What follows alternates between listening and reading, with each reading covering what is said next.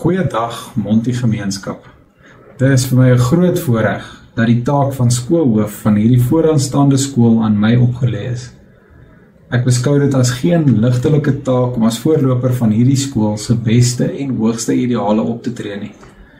Mag ons Hemelse Vader my lei om elke dag daarna te streef om dit na te kom. Ek wil my beywer om daagliks eties en voorbeeldig te lei om dit wat die beste is vir die ontwikkeling van elke Monty te verseker.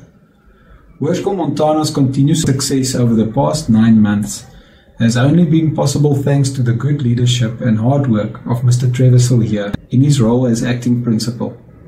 In turn, he had the wholehearted support of people like Mrs. Marietta Deploy at his right hand, as well as the rest of the management team and the staff, as well as the governing body. And for that, I am eternally grateful, and I trust that the same support will be afforded to me. 'n Suksesvolle organisasie funksioneer op sy beste as hy getrou bly aan sy kernwaardes. Goeie werk word in die klaskamer verrig as 'n onderwyser daar volgens 'n goeie bloudruk werk. Maar so ook moet 'n skool 'n goeie bloudruk hê wat spreek van sy strewe na uitnemendheid.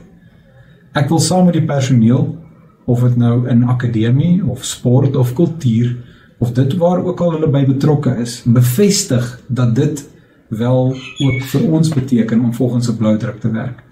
En dan is dit ons werk om dit getrou uit te leef.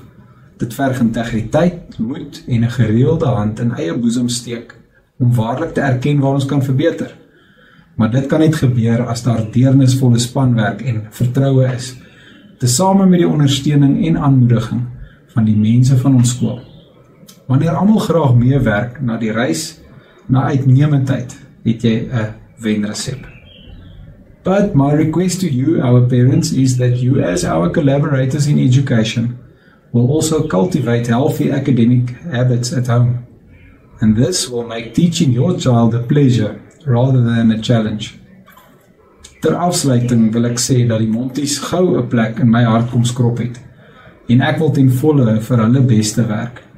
Mag die volgende hoofstuk van Hoërskool Montana daarom deur die Here se genade een van nuwe hoogtes en suksesse wees. Glo en werk.